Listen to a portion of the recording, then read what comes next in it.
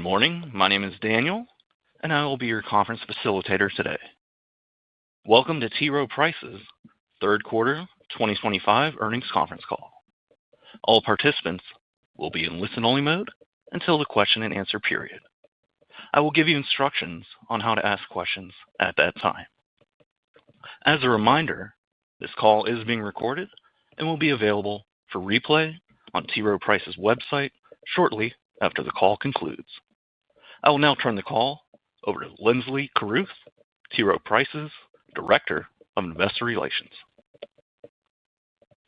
Hello, and thank you for joining us today for our third quarter earnings call. The press release and the supplemental materials document can be found on our IR website at investors.troweprice.com. Today's call will last approximately 45 minutes. Our Chair, CEO, and President Rob Sharps and CFO Jen Dardis will discuss the company's results for about 15 minutes. Then we'll open it up to your questions, at which time we'll be joined by Head of Global Investments, Eric Veiel. We ask that you limit it to one question per participant. I'd like to remind you that during the course of this call, we may make a number of forward-looking statements and reference certain non-GAAP financial measures. Please refer to the forward-looking statement language and the reconciliations to GAAP in the supplemental materials, as well as in our press release and 10-Q. Discussions related to the funds are intended to demonstrate their contribution to the organization's results and are not recommendations. All investment performance references to peer groups on today's call are using Morningstar peer groups and for the quarter that ended September 30th, 2025. I'll now turn it over to Rob. Thank you, Linsley, and thank you for joining today's call. Third quarter returns were strong across equity markets, with concentration in mega-cap growth sectors remaining near peak levels. We reached an end-of-period high of $1.77 trillion in assets under management as of September 30th, and created an opportunity to bring innovative new solutions to market for our clients with our recently announced strategic collaboration with Goldman Sachs. I'll talk in more detail about this collaboration in a minute, but first, I'll share an update on investment performance.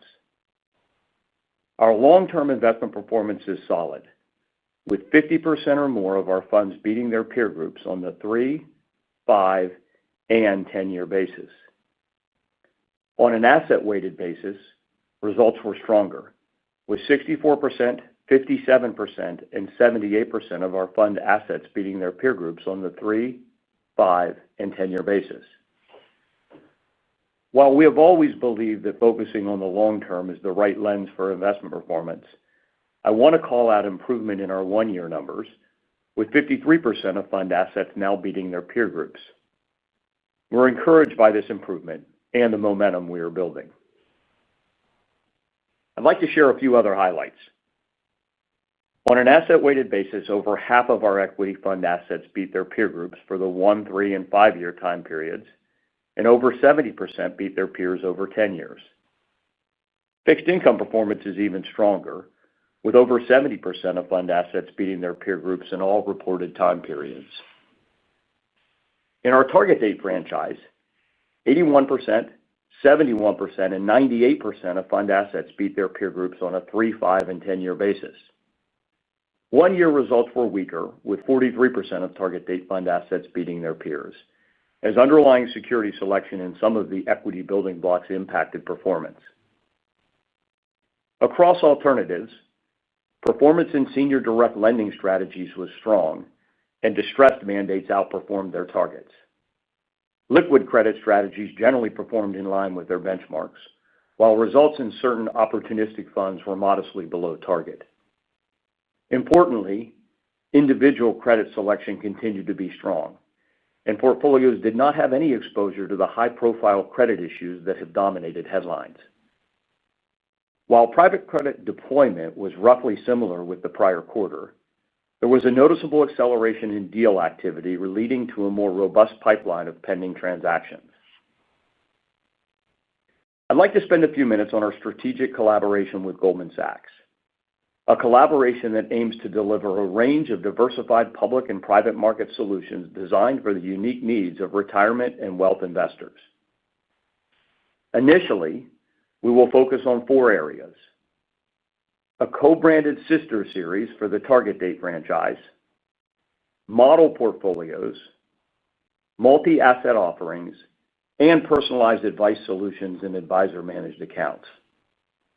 Given that the sister series for the target date franchise and the retirement opportunity have been covered broadly since the announcement, I thought I would focus on the products we're designing for the wealth channel, starting with model portfolios. We are developing a co-branded series of asset allocation model portfolios with alternative investment allocations, with plans underway to be on the first platform before year-end, followed by other platforms in 2026. Goldman Sachs will be the advisor, providing tactical and strategic allocation for the models and some of the underlying products. OHA will provide the private credit exposure, and T. Rowe Price will provide the balance of the other underlying products. We are also working on multi-asset public-private market solutions that will allow advisors to easily incorporate alternative investments into their clients' portfolios. The first two offerings, a public-private equity strategy and a multi-alternative strategy, are expected to launch by mid-2026. T. Rowe Price will be the advisor on these solutions, which will incorporate capabilities from T. Rowe Price, OHA, and Goldman Sachs. Moving to our third focus area, we will offer a managed account platform for independent advisors so they can deliver participant advice in plans on T. Rowe Price's record-keeping platform and for retirement savers out of plan in the latter half of 2026.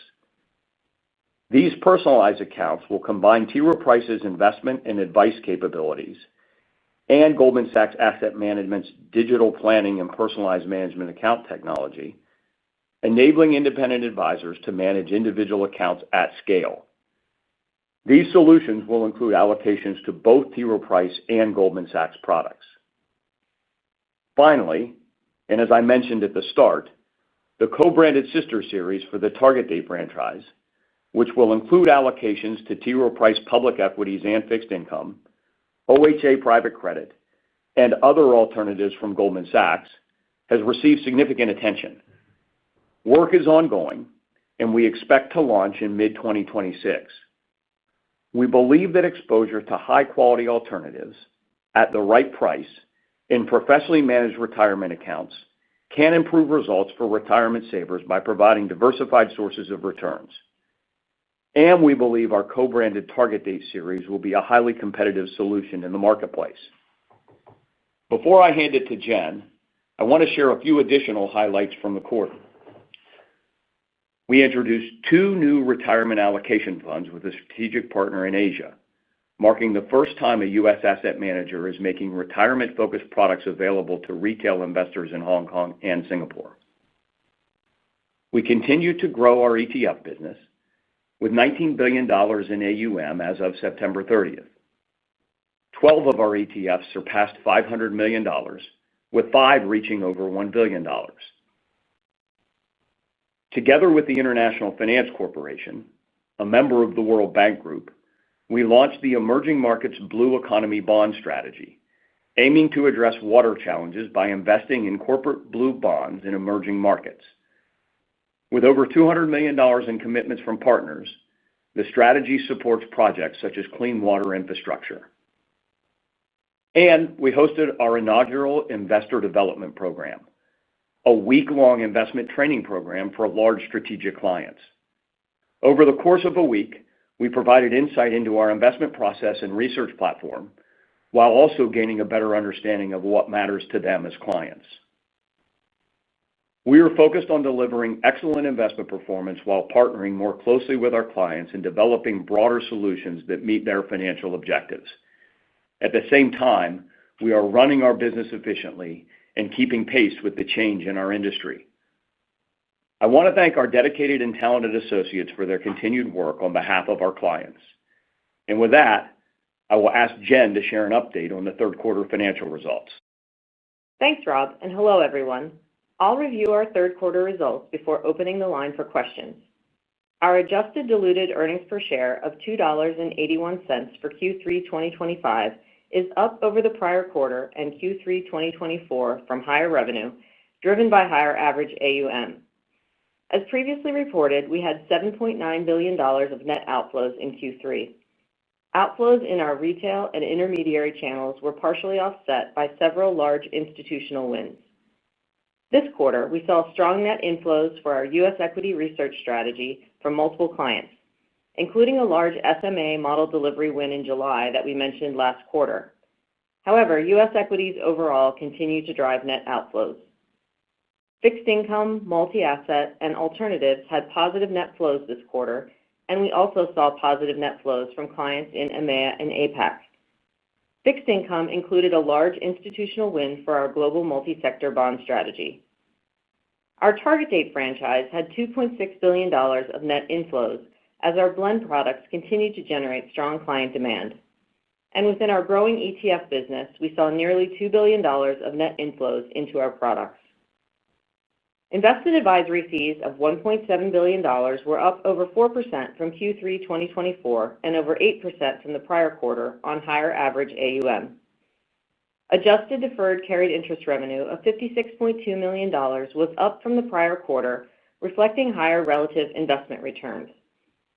In Q3, we began including SMA model delivery assets in our reported AUM. As a result, related revenue is now reported as investment advisory fees. This change was the primary driver behind the decline in administrative, distribution, service, and other fees from prior quarters. Total adjusted revenues of $1.9 billion were up 6% over Q3 2024 and up almost 10% from the prior quarter. The Q3 effective fee rate, excluding performance-based fees, of 39.1 basis points was down from Q2 2025 due to the continued shift to lower-priced vehicles and strategies. This is driven primarily by ongoing outflows in U.S. equities and mutual funds, which have higher than average fees, and the growth of our target date trusts and the blend series. Turning to expenses, Q3 2025 adjusted operating expenses of $1.1 billion were up a little over 3% from Q3 2024, largely from higher technology and depreciation costs, but down 1.1% from the prior quarter on lower compensation and related costs and lower advertising and promotional expenses. We continue to expect 2025 adjusted operating expenses, excluding carried interest expense, to be up 2 to 4% over 2024's $4.46 billion. Similar to recent years, in Q4 we anticipate increases in our long-term incentive compensation expense, reflecting the timing of our annual grants in December, and seasonally higher advertising and promotional and G&A expenses. These increases will not carry into the Q1 2026 run rate. As we discussed last quarter, we developed a broad and ongoing expense management program that will allow us to continue investing in our future while keeping our controllable expense growth rate in the low single digits in 2026 and 2027. We have taken several steps to execute on this plan, including eliminating a number of roles across the firm in July and outsourcing and expanding some of our technology capabilities through trusted vendor partnerships. As a result, headcount as of September 30 is down 4% from December 31, 2024. In Q3, we incurred $28.5 million in non-recurring costs, primarily severance and related compensation associated with these actions. These one-time costs were excluded from our adjusted operating expenses. The reduction in average headcount also contributed to a decline in compensation, benefits, and related costs to $632.5 million in Q3 compared to prior quarters. We have also identified several opportunities to better manage our real estate portfolio, including transitioning over time from owning to leasing certain properties. In some smaller locations, we will also transition to serviced offices. As part of this effort, we've made the decision to exit 2 of the 6 buildings on our Owings Mills campus, which are currently unoccupied. This will result in a non-recurring charge of approximately $100 million in Q4, which will be excluded from our non-GAAP measures. Looking at capital management, our financial position remains strong, with over $4.3 billion in cash and discretionary investments on our balance sheet. As a reminder, the third quarter is often a high watermark for cash prior to paying our variable compensation in December. We bought back $158 million worth of shares during the third quarter, bringing buybacks through September 30 to $484 million, or 4.8 million shares. Notably, this figure is twice the number of shares repurchased in the full year 2023. We continued to buy back in October and have surpassed $525 million worth of shares year to date. We're pleased with the progress we have made to advance several initiatives in our ongoing expense management program, allowing us to better align our revenue and expense growth and preserve capacity to attract and retain talent, enhance our client experience, and invest in strategic growth opportunities. And now I'll ask the operator to open the line for questions. To ask a question, please press star 11 on your telephone and wait for your name to be announced. To withdraw your question, please press star 11 again. In the interest of time, we ask that you please limit yourself to one question. Please stand by while we compile the Q&A roster. Our first question comes from Michael Cyprys with Morgan Stanley. Your line is open. Great. Good morning. Thanks for taking the question. Wanted to ask about digital assets. I saw that you filed for a multi-token crypto ETF. I was hoping you could talk about how you see crypto fitting into client portfolios, how you're seeing demand trends evolve, and if you could talk about your strategy, aspirations, and the steps that you're taking in the digital asset space. Thank you. Yeah. Hi, Michael. This is Eric. I'll be happy to take that question. We started on the journey in digital assets back in 2022, working on our investment capabilities with the premise that the digital asset space will have both operational and investment alpha available there. And we've been focusing on building our expertise internally before launching a product, investing a small amount of our internal seed capital across multiple tokens and blockchains, really using our own fit-for-purpose digital asset platform. The ETF that we're going to launch, technically an ETP, we're confident will be an important building block across different parts of the value chain for our clients. Ultimately, we're a solutions provider, and we think that digital assets will be a growing part of what clients are interested in and will play a role in different portfolios.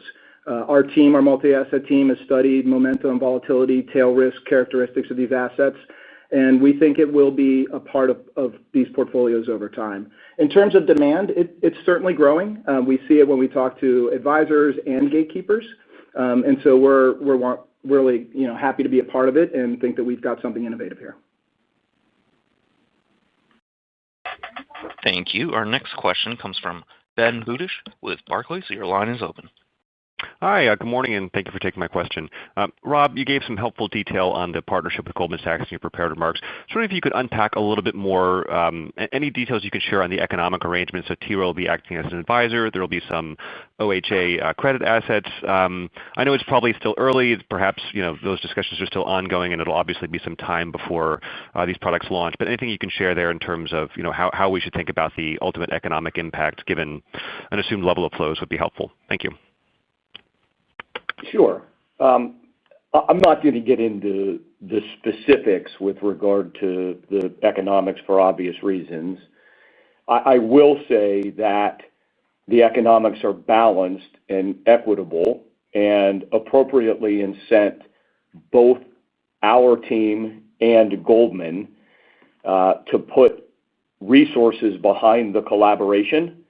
I think the collaboration kind of really will feature strong capabilities across a range of liquid public and private market alternative offerings, including capabilities from OHA. OHA private credit is incorporated into the offerings across wealth and retirement. So, kind of overall, I would characterize the economics as balanced. And look, I'm really enthusiastic about this opportunity. I think Goldman's going to be a great partner. They do bring strong capabilities and returns across a range of private market alternative offerings. They bring complementary distribution. They bring additional expertise around things like advice and technology. In terms of your question with regard to who will be the advisor, on the sister series, T. Rowe Price will be the advisor. On the multi-asset solutions, T. Rowe Price will be the advisor. On the model accounts, Goldman Sachs will be the advisor. and we'll work together on the advice offerings. I might just add from a timing perspective, we're moving at pace. We had a lot of the discussions ahead of time on product construction and how the fees might work. And so we're moving at pace to try to get some of the first offerings into market over the next 6 months. Obviously, those take time to scale, but we are moving at pace. Thank you. Our next question comes from Dan Fannon with Jefferies. Your line is open. Thanks. Good morning. Rob, I was hoping you could just talk a little bit more broadly about flows and kind of trends. We obviously have the seasonal impacts going into year-end and maybe how that might transpire in terms of the near-term momentum, but also then looking into next year, you've highlighted improving performance. I guess areas where you think there could be emerging strength, and then obviously the U.S. equity headwinds, do you see that persisting at a similar rate as you look ahead, or is there some changes underneath that maybe are a little more encouraging? Yeah, Dan, thanks for the question. A number of puts and takes. At this point, our outlook for Q4 flows is weaker at the margin. The month of October is looking more like August than July or September, and the weakness can largely be attributed to higher redemptions in equities. We're seeing rebalancing after strong equity market returns. I think given the concentration of returns and the benefit to the cap-weighted benchmarks, it's continued to drive passive share gains. And our institutional pipeline right now is softer than it's been when we've given updates in previous quarters. To your point about kind of some of the positives, I think there are a number of positives. From a gross sale perspective, our gross sales were up substantially in the quarter relative to Q3 '24, and we're up in every channel. As Jen pointed out in her prepared remarks, we've had strong flows year to date in retirement date fund, in global fixed income. I would say our suite of ETFs and SMA are also building momentum. In alternatives, OHA is having a record capital raising year with particular success in private credit. They have raised over $6 billion of gross capital commitments in the quarter on an unlevered basis. Ultimately, that will convert to flow and fee basis AUM as they selectively deploy it. So look, I think there are a number of positives, but I would say in the near to intermediate term, those need to continue to build and become a bigger portion of the book before we get to a point that growth in those areas will be significant enough to offset what we're seeing from an equity redemption perspective. Thank you. Our next question comes from Craig Siegenthaler with Bank of America. Your line is open. Good morning. We have a follow-up on the potential migration of privates into 401(k)s and your newly formed partnership with Goldman. So I heard your commentary that a co-branded sister series will be launched very soon. But when will you start marketing these strategies to DC plan sponsors, both via your DCIO relationships and also with plans where T. Rowe Price is the record keeper?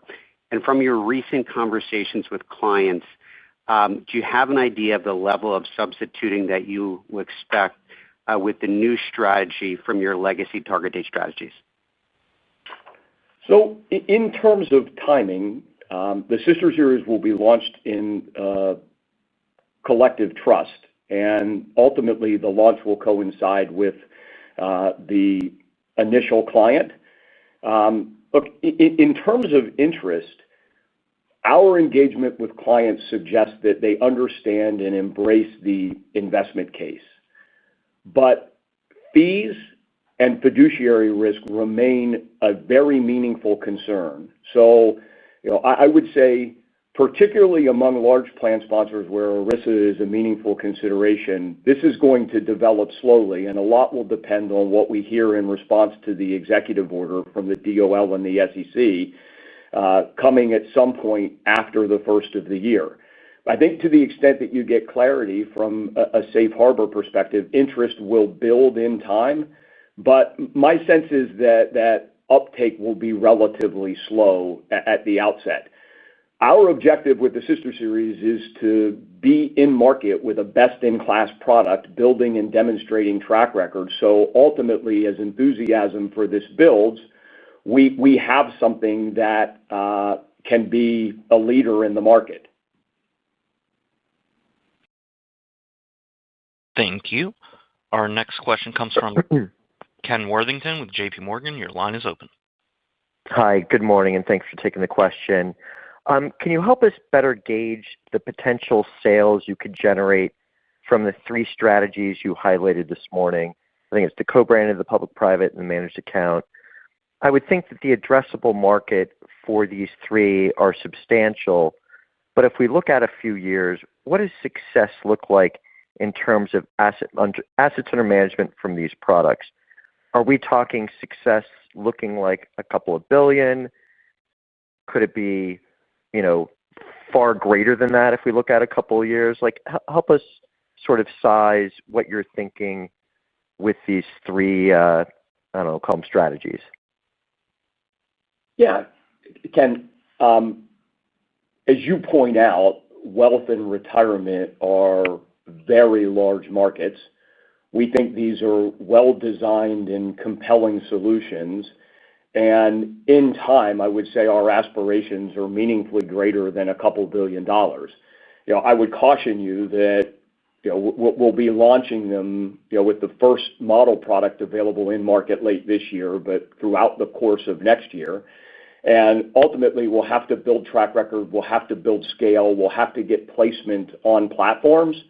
But I would be really disappointed if you used a 3-year time horizon if we'd only raised in these strategies a couple $1 billion. I think my ambitions would be significantly greater than that. Thank you. Our next question comes from Bill Katz with TD Cowen. Your line is open. Thank you very much, and appreciate the commentary. Just coming back to expenses a little bit, just sort of wondering, as we look into next year, obviously a really good belt-tightening quarter this quarter, can you maybe frame out some of the savings you could see on the real estate side, or maybe just if you want to frame it out relative to the 2-4% growth rate that you still anticipate for this year? Thank you. Thanks for the question. I'll start in. So we did say as part of my prepared remarks that we have had this broad expense management program that we've been executing. We're a few months into it. Obviously, we've seen some good success already in terms of our ability to execute into the third quarter. We have set the plans in place such that we would be able to have our controllable expenses, which, as a reminder, make up about 2/3 of our expense base, grow in the low single digits in 2026 and 2027. So there are a series of plans that we're continuing to execute. I'd highlight the ones that we've done thus far this year. Number one, we did the reduction in force in July. Number two, we've been refining our sourcing strategy, particularly in technology. And that's just executing in-house where we're differentiated and looking at using third parties where it makes sense to leverage scale and capabilities to better support our clients. And then third, as you mentioned, our real estate portfolio. That will take some time to execute, the largest piece of which, though, is the Owings Mills campus change that I mentioned in my prepared remarks.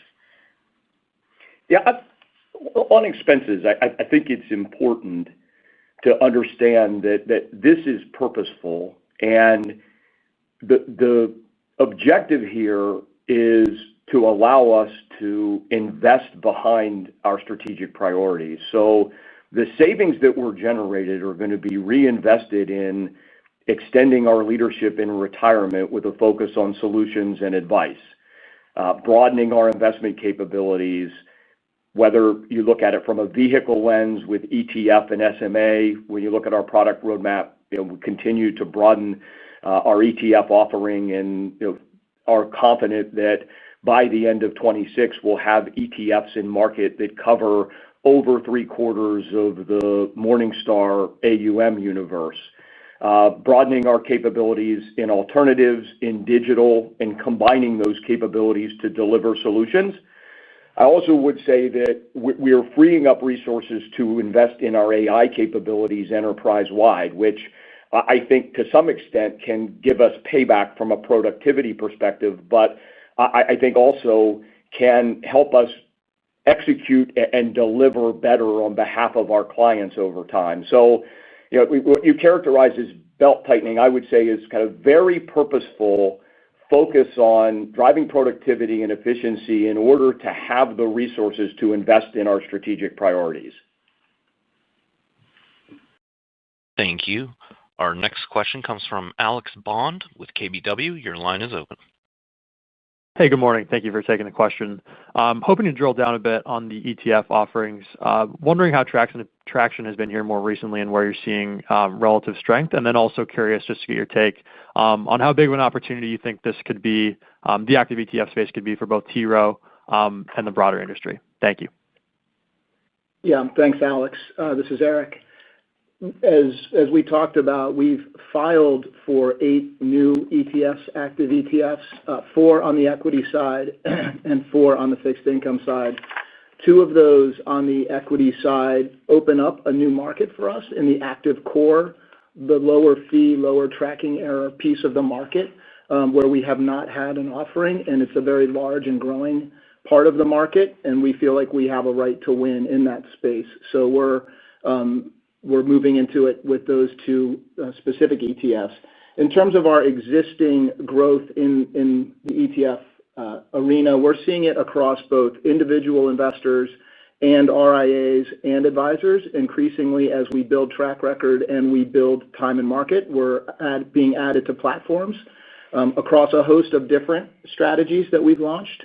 And as we look into 2026, we have over a dozen ETFs in plan that we have not filed yet, but that we are working towards filing. So we have a lot more to go. In terms of the overall size, I mean, this can and should be a very big business for us through time. We're very much happy with the wrapper. We've learned how to use it well from an active management perspective. And so we think we have a right to win here and should see growth continue. Yeah, I would add a handful of things. One, it's a growing market, and we've doubled our market share in each of the 2 previous years. We think we have about 1.5% share of the active ETF market in the U.S.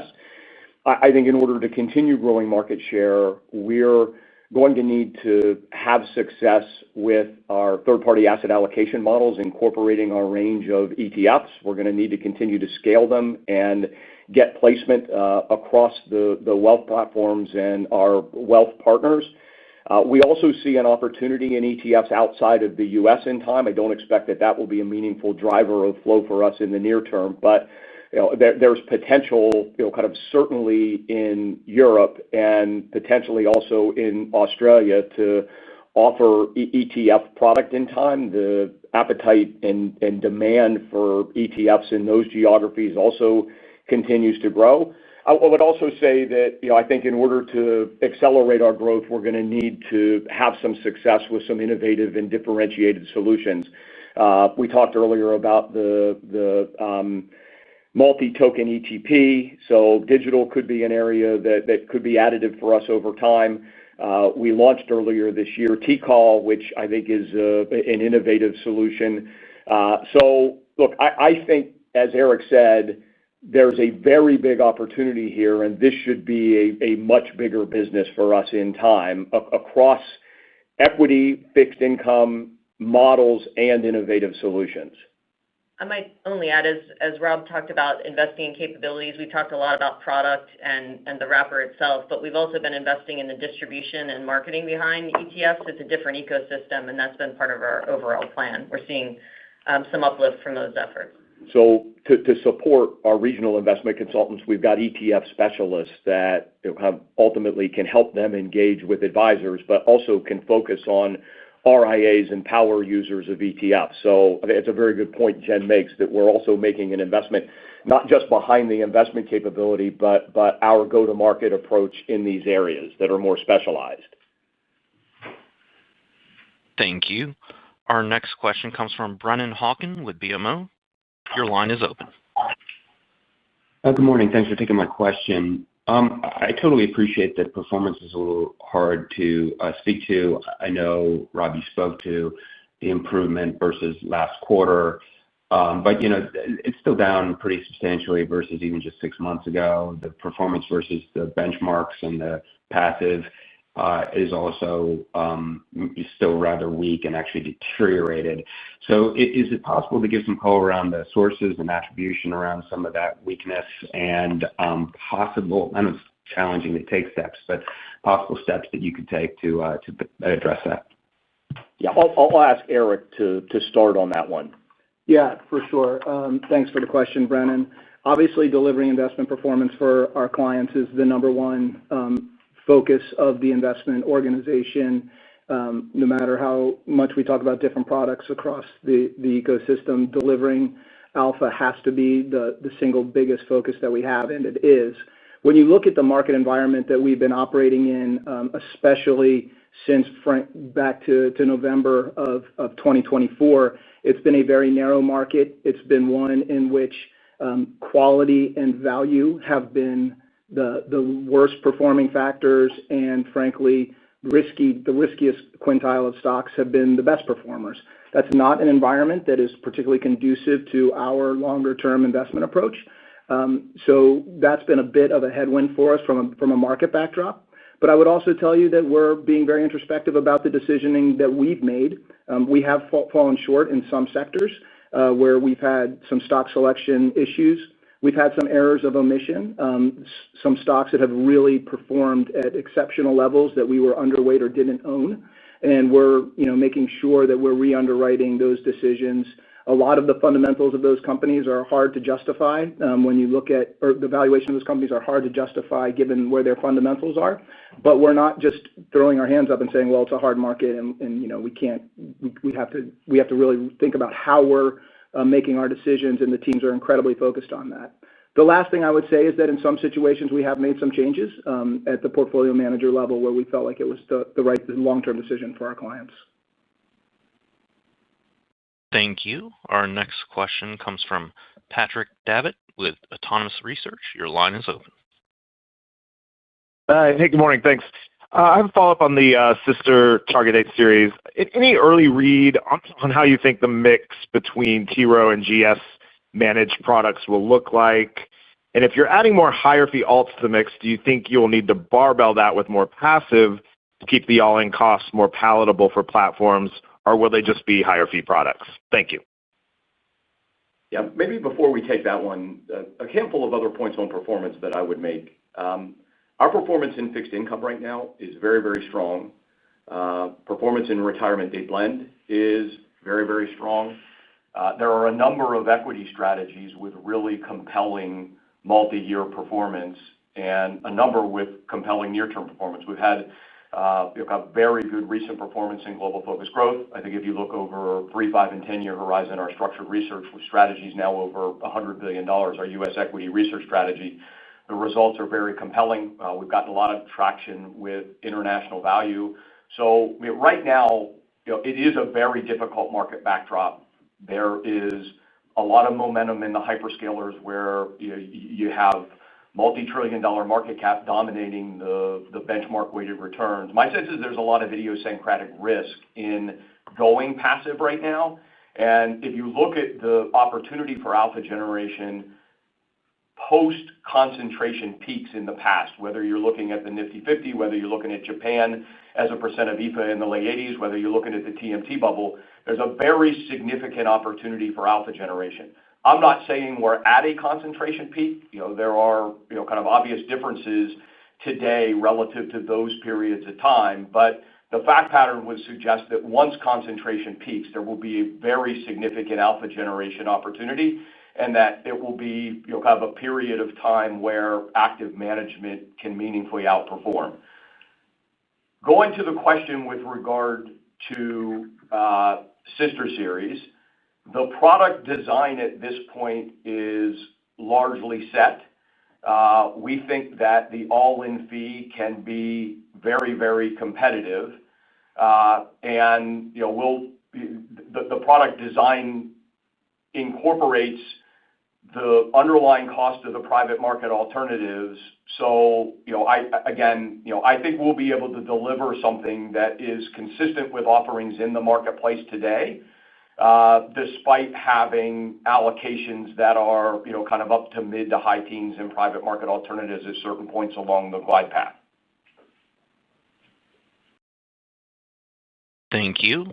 And our final question comes from Glenn Schorr with Evercore. Your line is open.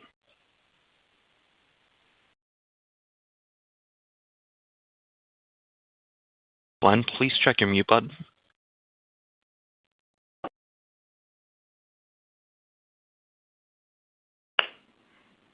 Once again, Glenn, please check your mute button.